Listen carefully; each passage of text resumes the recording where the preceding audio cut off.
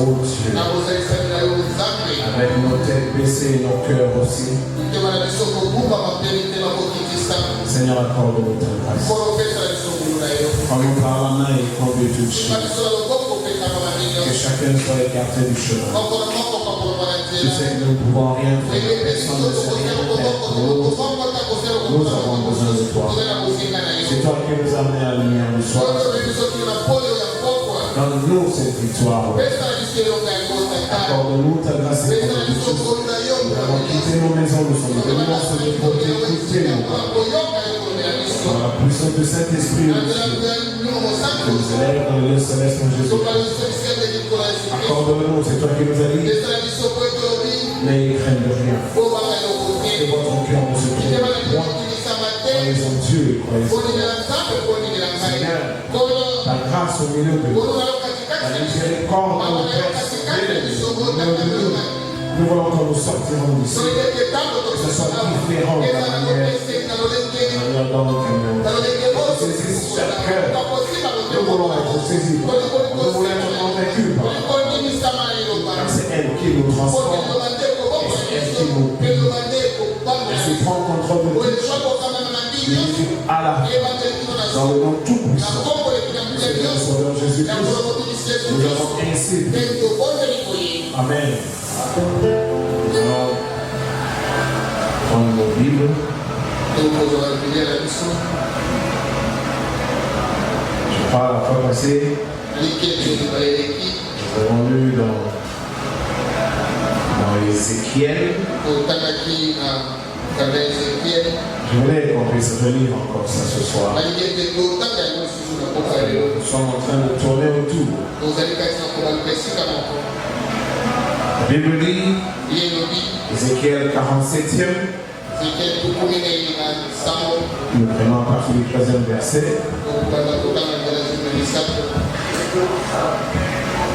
Lorsque l'homme s'avança vers l'Orient,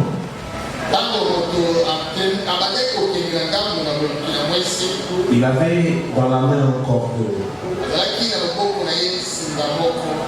Et il mesura 1000 coudées. Il me fit traverser l'eau. Et j'avais de l'eau jusqu'aux chevilles. Il mesura encore 1000 coudées. Et me fit traverser l'eau. Et j'avais de l'eau jusqu'aux genoux. Il mesura encore 1000 coudées. Et me fit traverser. Et j'avais de l'eau jusqu'aux reins. Il mesura encore 1000 coudées. C'était un torrent que je ne pouvais traverser. Car l'eau était si profonde. C'était un torrent qu'on ne pouvait traverser. On va fermer les yeux, s'il vous plaît. À Jésus, gloire, gloire, gloire, gloire, gloire.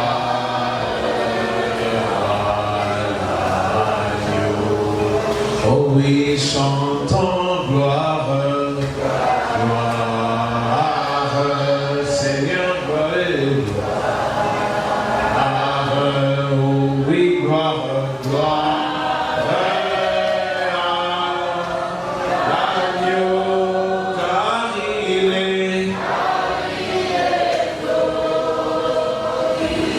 glorieux et digne de régner. Et souverain, nous élevons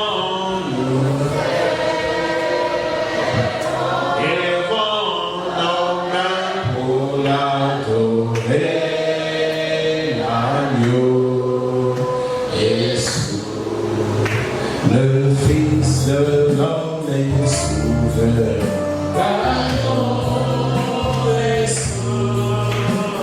L'agneau de Dieu est souverain. L'agneau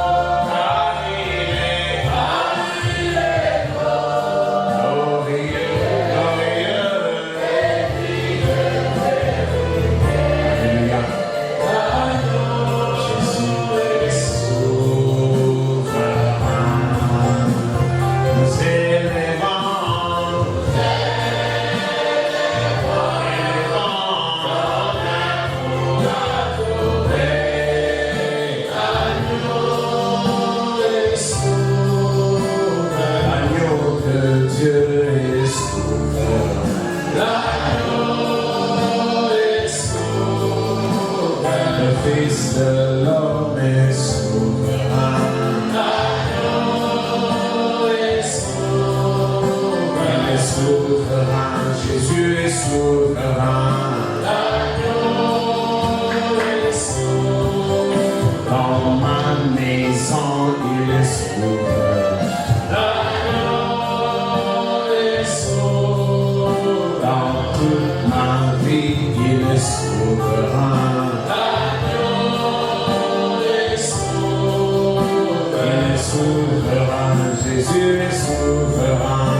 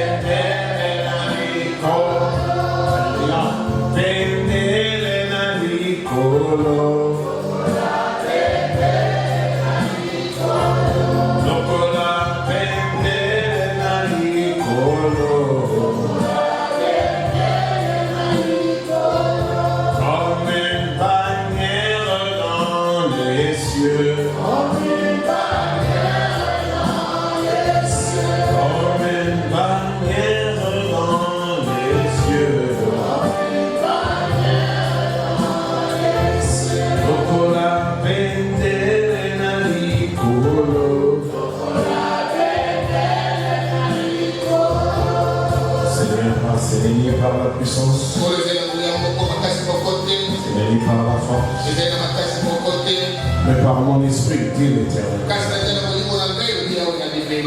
Seigneur, c'est à toi qu'appartient la puissance et la sagesse et la force. Seigneur, mon Dieu, la gloire. Seigneur, nous remettons entre tu es le contrôle de tout. Et tu brises chacun de nous. Nous sommes ta famille. Et nous voulons t'entendre nous. Dans le nom de Jésus. Amen. Nous l'avons lu. Vous pouvez vous mettre. Je crois que nous tournons autour de ce sujet. De la manière d'être. C'est-à-dire notre chrétienté. De la manière dont il nous faut vivre.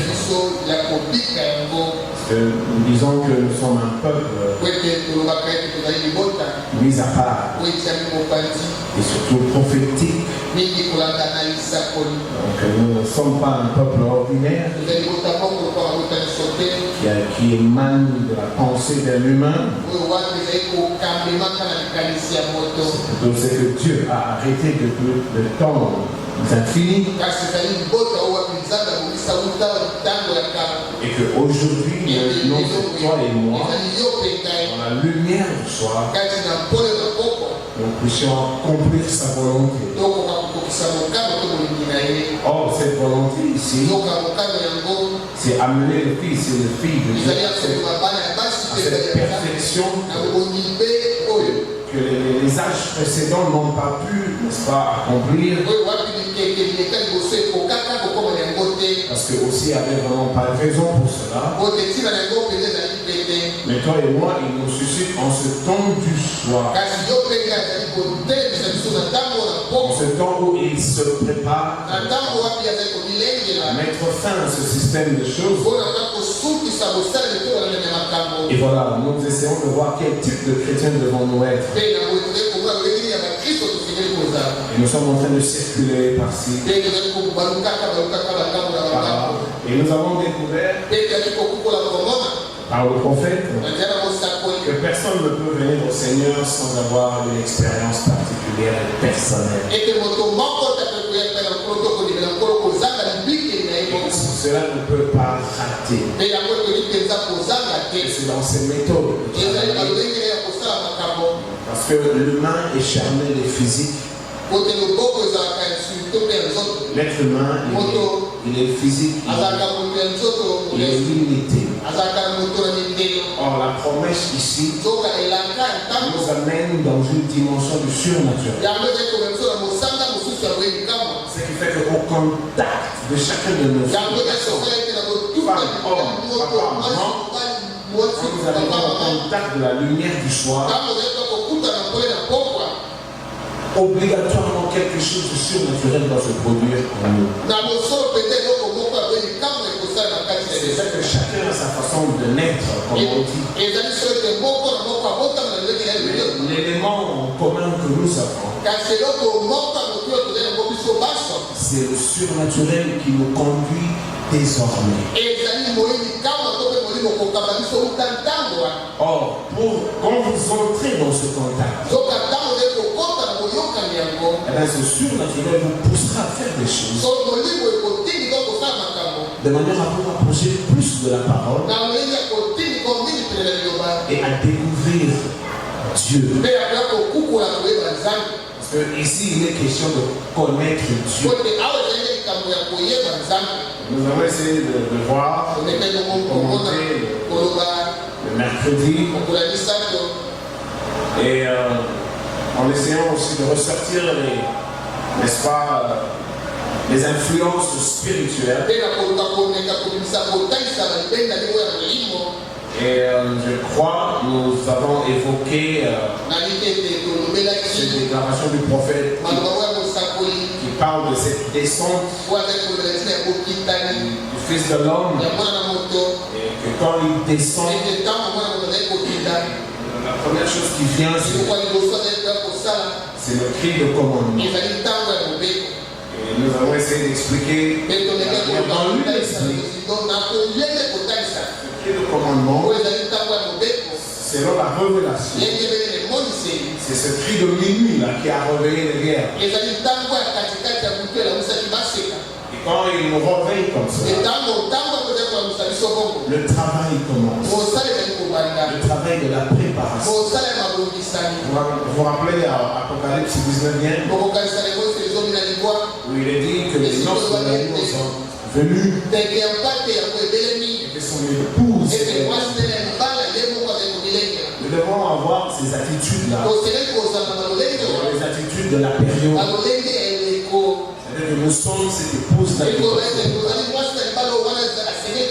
Parce que les choses touchent à leur fin. Donc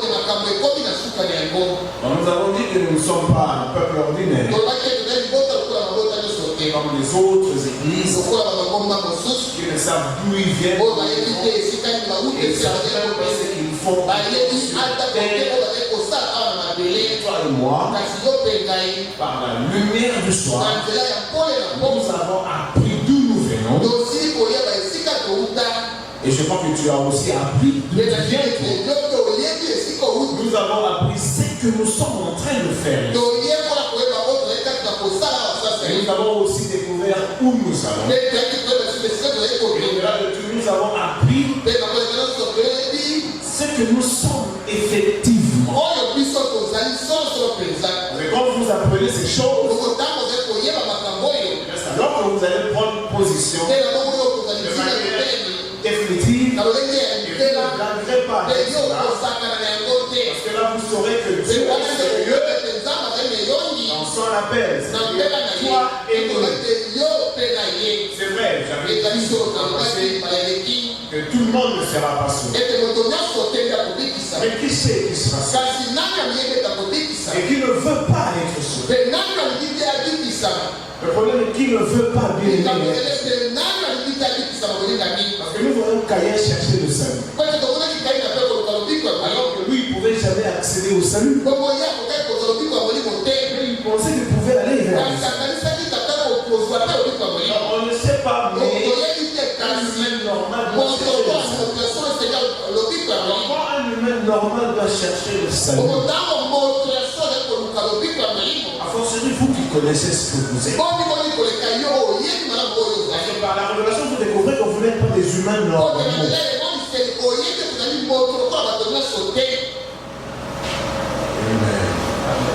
Vous savez que vous n'êtes pas ordinaire. Ce sont des choses qu'on ne savait pas quand on était dans les églises. Mais quand on est venu dans la parole de Dieu, on a découvert cela. Et on peut vraiment prendre notre appel au ciel. Et quand nous le découvrons, c'est de pousser par l'amour. Je ne peux pas croire. Je ne peux pas accepter que quelqu'un me dise qu'il est dans le Seigneur et qu'il ne sente pas cette obligation. Je ne peux pas croire. Vous savez quoi? Quand les gens viennent à lui, il accueille tout le monde. Au début, tout le monde vient. Il va tamiser dans le temps. Alors si c'est le cas, et qu'il accepte tout le monde, et qu'il va tamiser, cela veut dire que chacun de nous passe par des expériences surnaturelles. Mais maintenant ici, nous voulons voir comment il veut que nous fassions pour nous maintenir, nous garder dans sa présence. Parce que chacun peut expérimenter le Saint-Esprit. Tout le monde peut passer par le Saint-Esprit avec son onction. Mais le prédestiné, c'est différent. Il ne se contente pas de l'onction. Ils ont le, comment on dit, ils ont la pensée de la vie. Ce ne sera vraiment pas l'onction. Ce sera la vie qu'amène l'onction. Et vous allez vous accrocher à ça. Dans cet amour-là, il n'y aura jamais de congé de détente. Et je vous le répète, ne soyons pas négligents. Ne nous trompons pas par des pensées vaines humaines. Que bon, je peux toujours faire un peu ceci. Et puis je veux faire pareil. Parce qu'il y a même des gens qui font des choses pensant qu'ils vont reparer après. Or, un fils ou une fille de Dieu, il ne sera pas avancé comme ça. Parce qu'il baigne dans l'amour. Et c'est cet amour qui chaque jour, je veux dire chaque jour, l'amour de Dieu, chaque jour, tout le temps, il va toujours te rappeler le bien. Il te donnera toujours soif. Chaque jour, Dieu aura cette soif. Il n'y aura pas de moment où tu ne sentirais rien. Il peut toujours avoir des hauts et des bas. Vous l'aimerez toujours tellement que vous ne supporterez pas des moments où vous ne sentez pas. Je vous donne la nature. Et essayez de vous juger comme je le répète ici. Si c'est votre cas, si ce n'est pas le cas, si vraiment vous voulez sauver votre âme, essayez de revoir votre expérience, l'expérience de votre famille. Je vais le vous dire, même Caïn, il est sauvé, mais bon. Je vais vous dire que vous savez, je suis là. Après avoir trahi Jésus, il a regretté. Il a vraiment regretté. Mais au lieu de retourner vers le salut, il est allé se pendre quelque part. Remarquez, il y a guerre. Il avait fait pratiquement autant que lui. Judas a vendu. Mais Pierre a trahi. Pierre avait mal au cœur. Judas avait mal au cœur. Mais seulement Pierre est retourné. Mais Judas était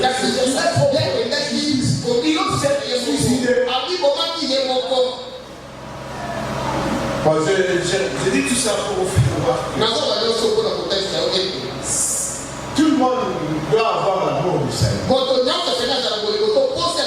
Même si le salut ne vient pas à tout le monde. Alors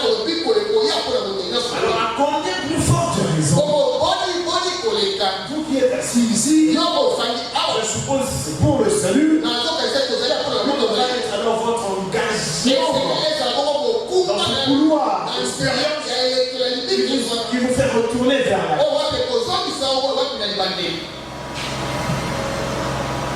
Pour ce soir, je voulais parler un peu, vous amener vers 1 Corinthiens 15e. Je suis vraiment désolé, je ne sais pas, j'avais une citation que je devais lire. Dans mon balcon. Sinon je ne retrouve pas où j'ai déposé ça. La fois passée, on allait aussi un peu parler de nous comme temple, de nous comme serviteurs. Parce que ici, quand on nous dit que nous devons être participants de la nature divine, ça fait partie du travail du Saint-Esprit en ce temps de la fin.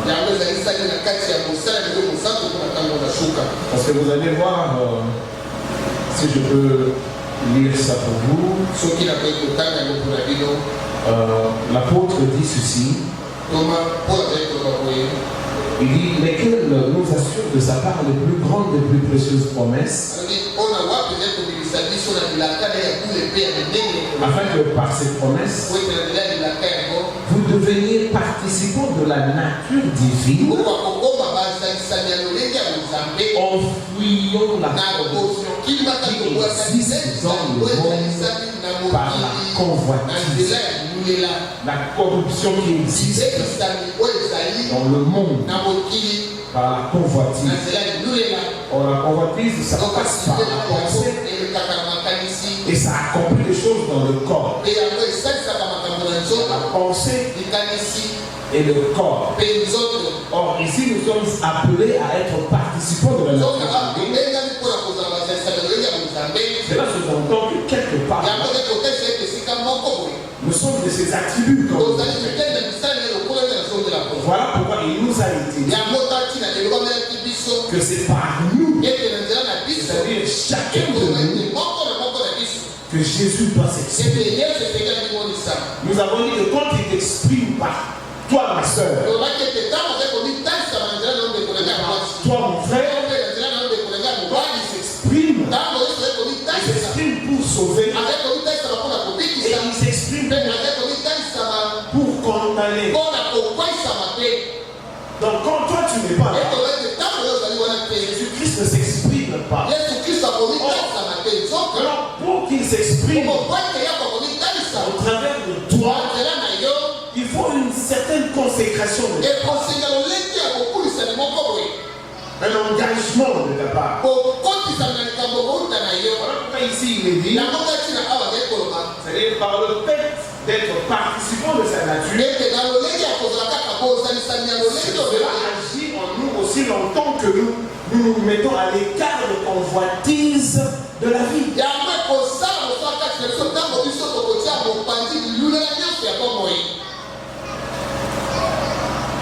Je voulais lire ceci. Prenez avec moi Corinthiens 15e.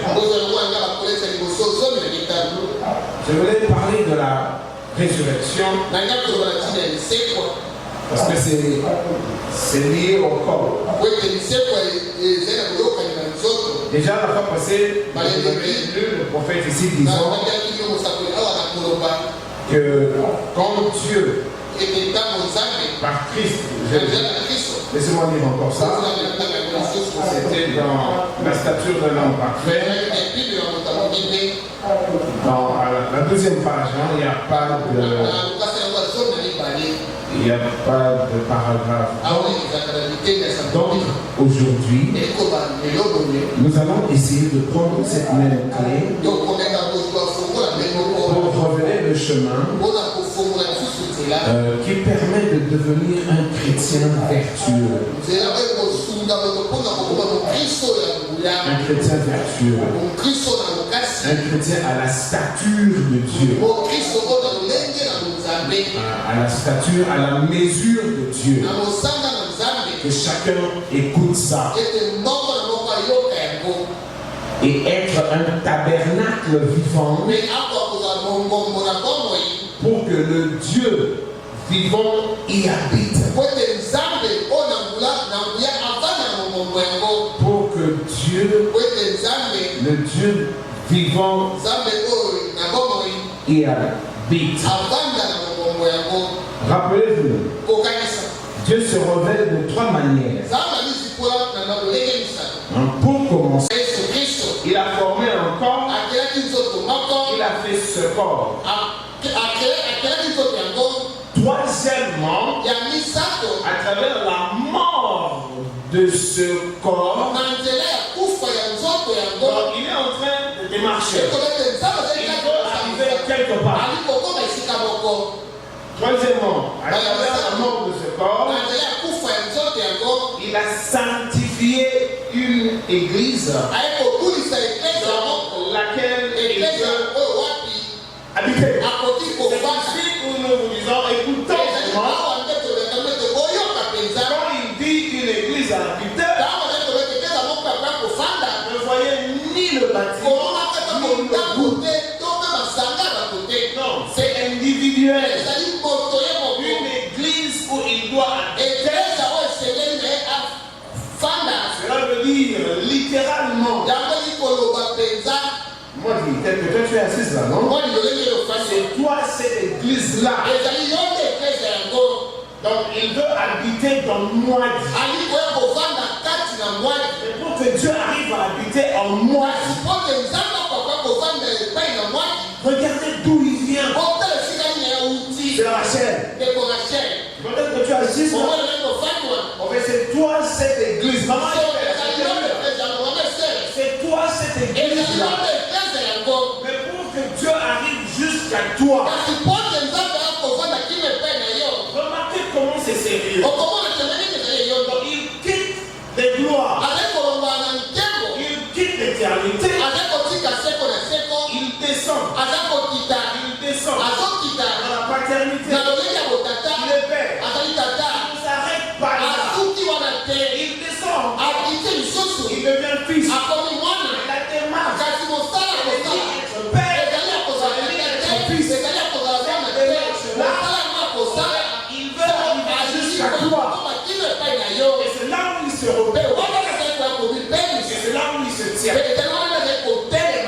problème, je sais que le Seigneur se révèle dans chaque esprit. Je sais. Nous voulons voir que tout le monde puisse comprendre. C'est lui qui a eu l'expérience. Il sait de quoi nous parler. Laissez-moi continuer avec vous. Sanctifier une église. Sanctifier un église. Le groupe. C'est Israël. Nous, ce n'est pas un groupe. Nous, voilà pourquoi à la fin,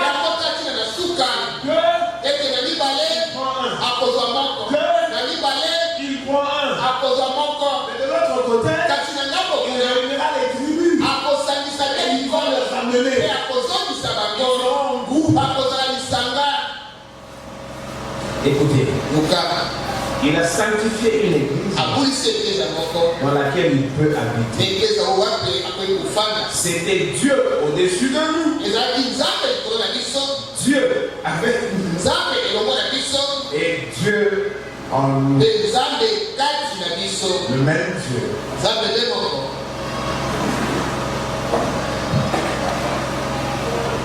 C'est la raison, je poursuis, écoutez. C'est la raison pour laquelle cela a été appelé Père. Cela a été appelé Fils. Saint-Esprit. Pas trois dieux. Trois fonctions d'un même Dieu. Je fais quelques commentaires, je passe. Les gens ne pouvaient pas comprendre comment Jésus pouvait parler au Père alors que lui et le Père sont un. Eh bien, c'est là où tout se trouve. Certainement, cela se dévoile. Certainement, trois fonctions. Qu'est-ce Dieu condescendant vers sa création. Il a commencé de l'autre côté. Il se rapproche un peu plus bas. Et il arrive jusqu'à la dimension humaine. Dieu condescendant vers sa création.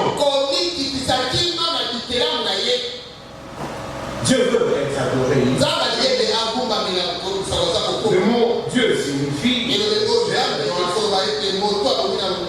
c'est Dieu essayant de conditionner son peuple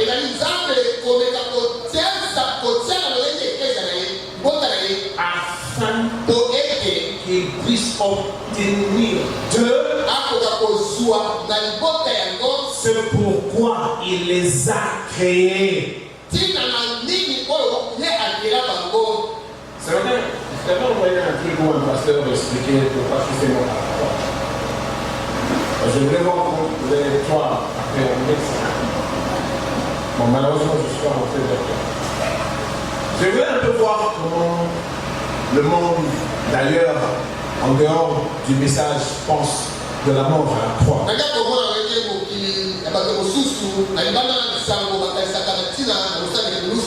Il a seulement expliqué, il est mort pour te ramener dans la présence de Dieu. Et puis les gens étaient comme il est mort pour te pardonner. Ok, voilà. Bon, je pense que la fois passée, nous en avons parlé. Pourquoi est-il vraiment mort à la croix? Qu'est-ce que c'est que ce pardon de la croix? Et je crois, et la zone qui va essayer d'expliquer que l'une des raisons majeures, c'était qu'il fallait, lui en tant que sacrifice, qu'il donne de sa vie. Et après avoir donné sa vie, alors comme lui dans son sang, il y a l'âme, alors son âme peut retourner jusqu'à adorateur. Il est mort à la croix. L'une des raisons majeures, c'est qu'il vienne habiter en toi. Habiter en toi. Le pardon est là. Mais le but final, ce n'est pas le pardon. Traverse le pardon. La pensée de Dieu, et c'est toi son homme. Il doit habiter en toi. Maintenant, comment il faut qu'il habite en toi? Quand tu es sué, tu es devenir participant de la nature divine. Quand tu es dans les convoitises du monde. C'est ça le problème. Jusqu'à ce que vous compreniez que non pas le bâtiment, non pas l'équipe ici, c'est toi personnellement. C'est toi cette maison-là. Ce tabernacle. C'est toi le trône. Quand il vient trôner en toi, il ne sortira pas. C'est une reconnexion de l'éternité. Faites très attention. Vous qui êtes vraiment des chrétiens, il vous arrive de fois d'être dans des négligences. Il faut éviter d'attrister le Seigneur. Si vous êtes vraiment une fille ou un fils, tu risqueras d'avoir un traitement avec sévérité. C'est une connexion d'office. Il t'a retrouvé. Toi qui étais perdu. Toi, sa maison. Toi, son attribut.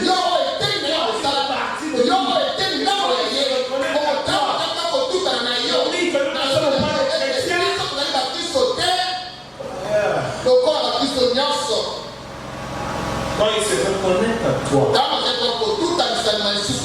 il va rester. Quand tu te connais, tu foisonnes tout le temps. Essayez de travailler cette colère-là. Vous savez, la convoitise, les mauvais projets tout le temps. Essayez de revoir ça. Celui qui trône là, il est 3 fois ça.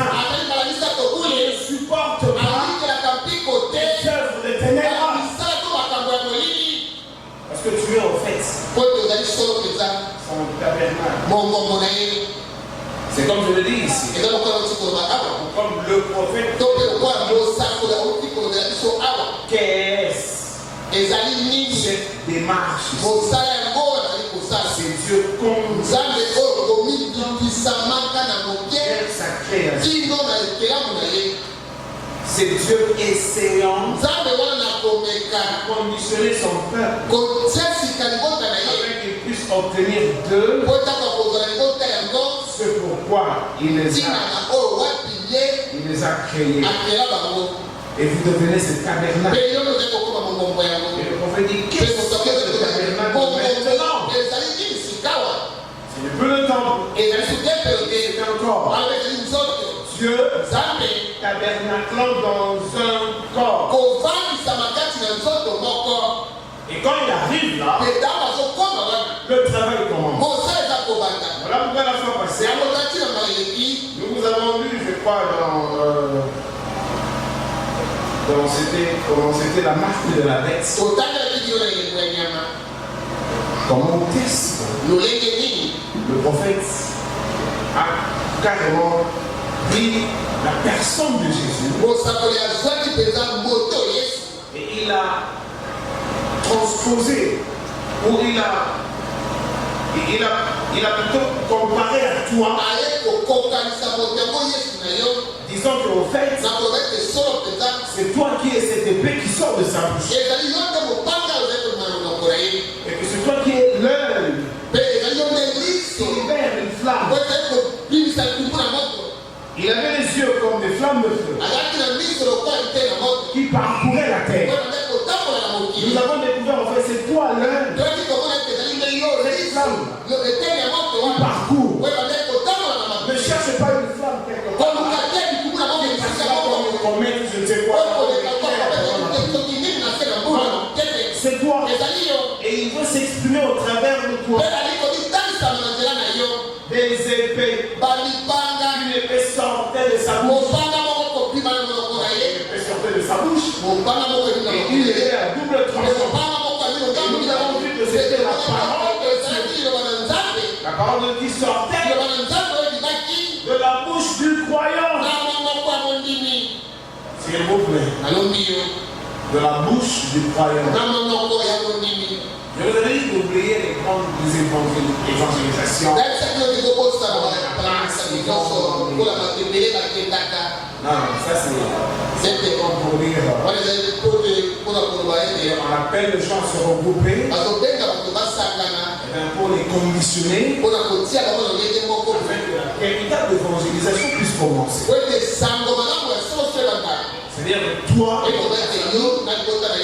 ton lieu de travail, toi, dans ton lieu de commerce, une manière de faire, une manière d'agir. Je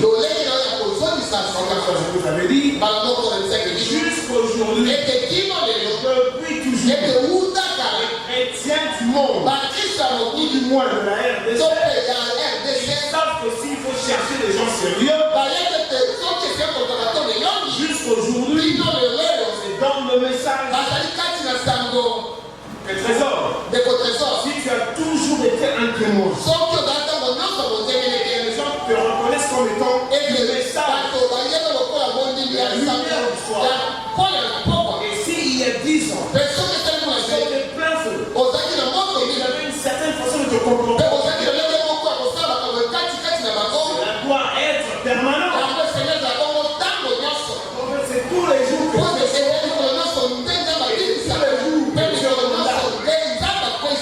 le salut vienne. Et d'autres continueront quand tu ne le sais pas à passer les braises de la colère. Toi tu seras comme un témoin ce jour. Quelqu'un dira j'ai déjà et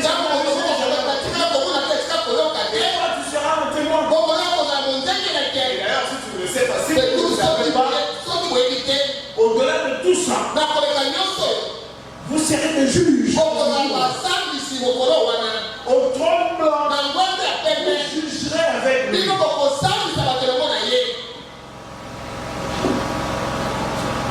J'espère que vous comprenez ces choses. Vous voyez ici, cette bouche, cette épée qui sort de la bouche de Jésus. Et le prophète dit, nous avons vu que c'était la parole de Dieu qui sortait de la bouche de l'église et qu'elle coupait jusqu'à la moelle des os et qu'elle jugeait les sentiments et les pensées du cœur. Une fois, un très bon temps. Si on a pu quelque part, on est en train de préparer un business en ville. Je l'ai déjà avec elle, je ne sais plus. Et dès qu'on arrive là, il y avait dans le magasin un jeune homme qui travaillait et qui fixait les choses. Et le monsieur, quand il se lève, il me voit. Et il est venu, il m'embrasse. Parce qu'on dit, vous connaissez. Vous êtes comme des frères. Écoutez le commentaire de ma sœur. Je vois pourquoi. Là, il parle à l'autre. Je vois pourquoi tu as toujours été sérieux. Je vois pourquoi tu as toujours été sérieux. Parce que ma soeur me connaît. Quel type de personne j'étais et quel type de personne je suis devenu. Elle était étudiante.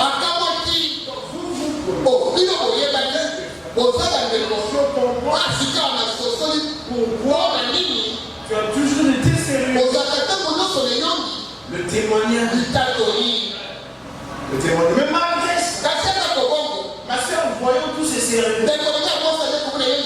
Juste au lieu. Il n'a rien à voir avec. Mais non, même en parlant, en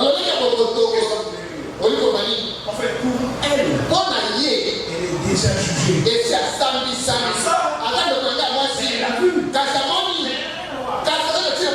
Elle sera jugée à cause. En fait, vous devez savoir. Et pourquoi le Seigneur vous appelle maintenant? Il vous appelle maintenant. Comment doit être cette relation entre toi? Nous avons vu l'église se tenir là dans sa beauté. Vous avez aussi dit non. On fait des comptes. Nous avons vu l'église. Le prophète dit que c'est toi qui as été. C'est-à-dire qu'on m'a vu là. L'église, c'est toi. Nous avons vu l'église. Se tenir là dans sa beauté. Christ s'est façonné en elle. Excusez-moi un peu. Christ s'est façonné. Christ s'est façonné en elle. Et l'église portait un vêtement blanc. Et remarquez, c'était une femme. Il est en train de parler de Christ. Dans l'Apocalypse. C'était une femme. Sur sa poitrine, elle avait le vêtement qui couvrait sa honte. Et elle avait une ceinture d'or qui l'entourait. Qui le retenait sur sa poitrine. Le blanc, ça représentait la justice de Christ. Et la ceinture d'or, représentait l'évangile. La prédication de l'évangile amène le Saint-Esprit sur l'église. La justice de Christ, elle la retient là, attachée par la corde, la ceinture de corde. Et puis elle, il se tenait là. Il parle de Jésus, il parle de l'église. Comme nous l'avons lu, ici le prophète disait, l'église est maintenant censée prendre la place de Christ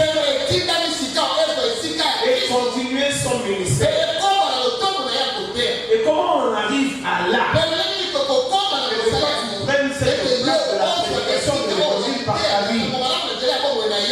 Ce n'est pas ta vie, c'est plutôt sa vie en toi. Voilà pourquoi cette condescendance fait qu'il a quitté l'éternité. Il est descendu jusque dans la chair. Il a pris un corps. C'était pour clouer la malédiction à la croix. Mais la démarche ne se limitait pas là. La finalité de la croix, c'était qu'il vienne tabernacler en